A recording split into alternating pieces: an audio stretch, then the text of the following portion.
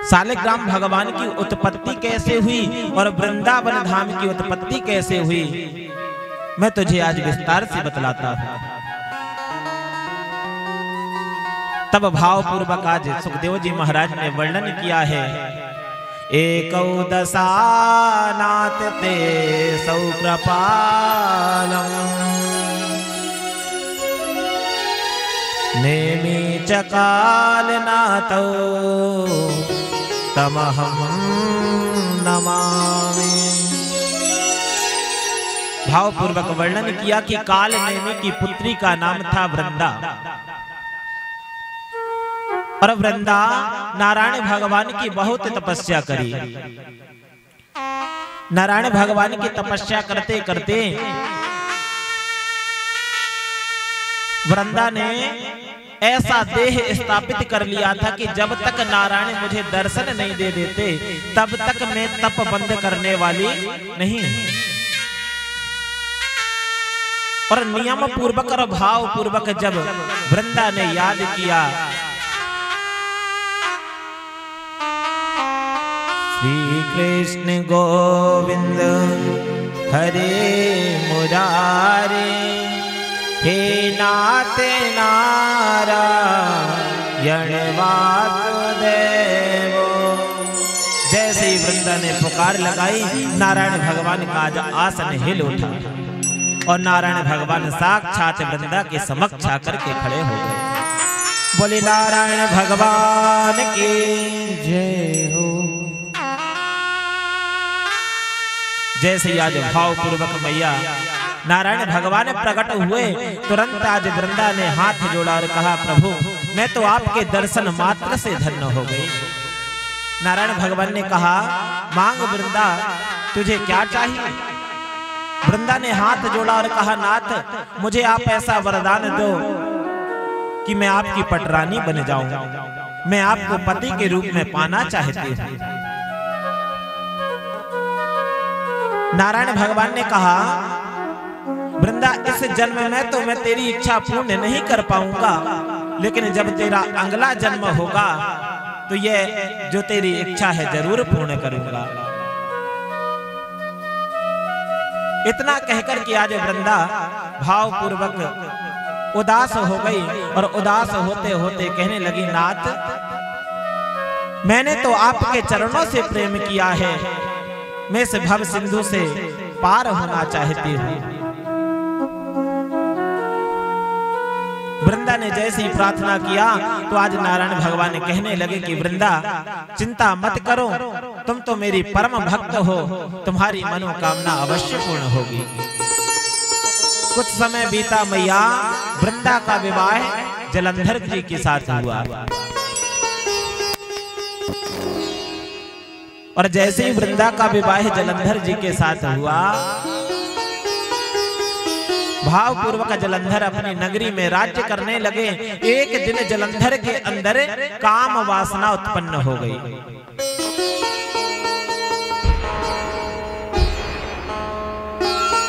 और जैसे ही काम वासना उत्पन्न हुई, तुरंत आज वैकुंठ लोक पहुंचे हैं लक्ष्मीपति नाथ कृपालो प्रातस्य देवौ इति पादमाना। जैसे ही आज पहुंचे, भाव पूर्वक लक्ष्मी नारायण भगवान के पास पहुंचते ही लक्ष्मी नारायण भगवान के पास जैसे ही पहुंचे, नारायण भगवान वहां से अंतर ध्यान हो गए थे। जलंधर जैसे ही पहुंचे, लक्ष्मी जी से कहने लगे कि देवी मैं तेरे से विवाह करना चाहता हूँ। लक्ष्मी मैया ने कहा कि भैया तुम्हारा जन्म कहाँ से हुआ है? लक्ष्मी जी ने कहा कि मेरा जन्म तो समुद्रो इति तेसौ नाथस्याति प्रार्थना। मेरा जन्म तो समुद्र से हुआ। जलंधर ने कहा मेरा भी जन्म देवी समुद्र से हुआ है, इसलिए हम दोनों का विवाह नहीं हो सकता। तो आज भाव पूर्वक जलंधर सरस्वती माता के पास पहुंचे। वृद्धावस्था देख करके जलंधर वहां पर नहीं रुका, अब कैलाश पर्वत पर जैसे ही आज पहुंचे तो भाव पूर्वक भोलेनाथ भगवान ने आज गौरा मैया का रूप बना करके और कैलाश पर्वत पर स्थापित हो गए। जैसे ही आज कैलाश पर्वत पर भोले बाबा पार्वती जी का रूप बना करके बैठे हैं और यहाँ मैया जलंधर आज पहुंचे। तो मैया जलंधर जब पहुंचे तो वृंदा की जलंधर की जो पत्नी वृंदा थी, वृंदा को वरदान प्राप्त था कि जब तक वो पतिव्रता रहेगी तब तक जलंधर की मृत्यु नहीं हो सकती। तो आज भाव पूर्वक जो है जैसे ही आज जलंधर ने पार्वती जी को भोले बाबा को पार्वती के रूप में देखा, अब तो जलंधर बहुत मोहित हो गए। और जैसे ही मोहित हुए जाकर के सीधे गौरा मैया का आज हाथ पकड़ लेते हैं। और जैसे ही गौरा मैया समझ करके जलंधर ने हाथ पकड़ा है, तुरंत भोले बाबा प्रकट हो गए। बोले भोलेनाथ भगवान की जय हो।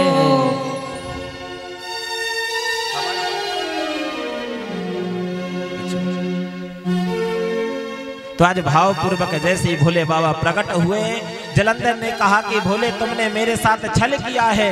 दोनों के बीच में मैया घमासान युद्ध प्रारंभ हो गया।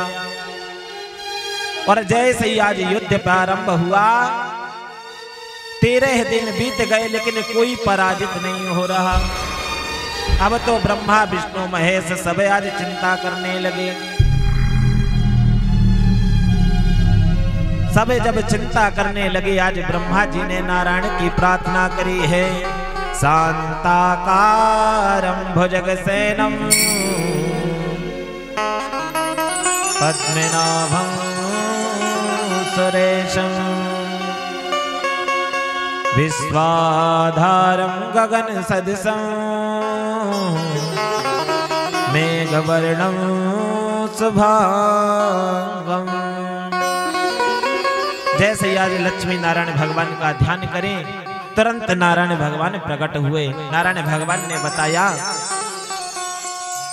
कि ब्रह्मदेव आप चिंता मत करो। नारायण भगवान तुरंत आज जलंधर का रूप धारण करके वृंदा के पास पहुंचे हैं। और वृंदा के पास जैसे ही पहुंचे मैया, वृंदा ने जलंधर समझ करके पति रूप में मानी।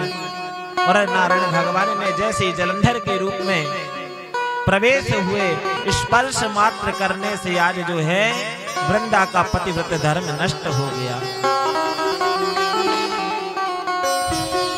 और जैसे यहाँ पतिव्रत धर्म नष्ट हुआ, भोले बाबा ने आज जलंधर का गोविंदाय नमो नमः कर दिया। बोले भक्त वत्सल भगवान की जय हो। इतने में मैया प्रातः काल हुई। वृंदा जैसे ही आज विश्राम कक्ष से उठती हैं और तिलक लगाती हैं। और तिलक लगा करके जब दीपक की ओर देखी तो दीपक आज बुझा हुआ पाया। वृंदा को आज बहुत चिंता हुई कि मेरे पति तो मेरे समक्ष खड़े हुए हैं, पर यह जो सुहाग का दीपक है यह कैसे बुझा पड़ा हुआ है। वृंदा की आंखों में आज अश्रु आ गए। और जैसे ही नारायण भगवान को जलंधर समझ करके चरण स्पर्श करने के लिए गई, साक्षात मेरे प्रभु आज समक्ष आकर के खड़े हो गए। बोले लक्ष्मी नारायण भगवान की जय हो। जैसे ही पहुंचे तो आज वृंदा ने कहा कि हे प्रभु तुमने मेरे साथ छल किया है, इसलिए मैं तुम्हें श्राप देती हूँ कि तुम इसी समय जो है पत्थर के बन जाओ। तो मैया वह पत्थर का कोई और नहीं, स्वयं जो है सालिग्राम भगवान बन गए। बोले सालिग्राम भगवान की जय हो। तबे आज वृंदा के मन में एक भावना आ गई कि जब पति ही नहीं तो मेरा जीवित रह करके क्या करूंगी। वृंदा वन में जाकर के जो वृंदा थी वह एक सुनसान वन में चली गई और वहां जाकर के अपने देह को जला करके राख कर लिया। तो कहा जाता है कि वृंदा की राख से ज्योतपन्न हुआ है वन, और उसी को कहते हैं पावन वृंदावन। भैया जो वृंदा की राख थी उससे जो है अनेक तुलसी के पौधे उत्पन्न हुए। अनेक तुलसी के पौधे उत्पन्न हुए तो शालिग्राम भगवान ने वरदान दिया कि हे वृंदा, मैंने तेरा अगले जन्म में तो तेरी मनोकामना पूर्ण नहीं कर पाया, लेकिन मैं इस जन्म में तेरी अवश्य मनोकामना पूर्ण करूंगा। शालिग्राम भगवान ने वरदान दिया कि जो संध्या काल के समय तुलसा माता के पास दीपक रखा जाएगा, वह स्त्री अचल सुहाग को प्राप्त करेगी।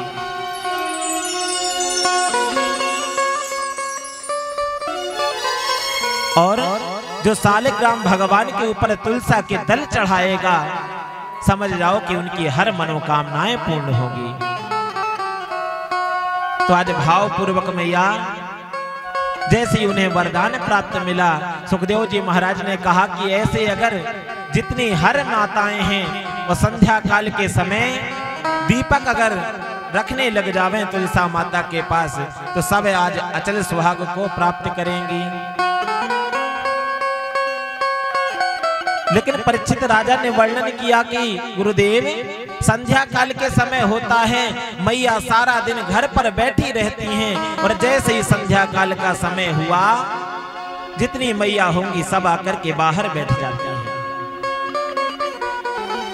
कहा जाता है कि स्त्री घर की लक्ष्मी होती है और हर घर में नारायण भगवान की लक्ष्मी हर घर में प्रवेश होती है। संध्या काल के समय नारायण भगवान की लक्ष्मी हर घर में जाकर के राउंड मारती हैं, हर घर में प्रवेश होती हैं। पर जो पहले की माताएं थी कहती हैं कि स्त्री घर की लक्ष्मी होती है, और जब घर की लक्ष्मी घर में नहीं होती तो नारायण भगवान की लक्ष्मी आती है और वहां से गोविंदाय नमो नमः हो जाती है। इसीलिए कहा गया है मैया कि संध्या काल के समय तुलसा माता के पास दीपक रखना चाहिए। तुलसा माता के पास दीपक रखने से अचल सुहाग की प्राप्ति होती है।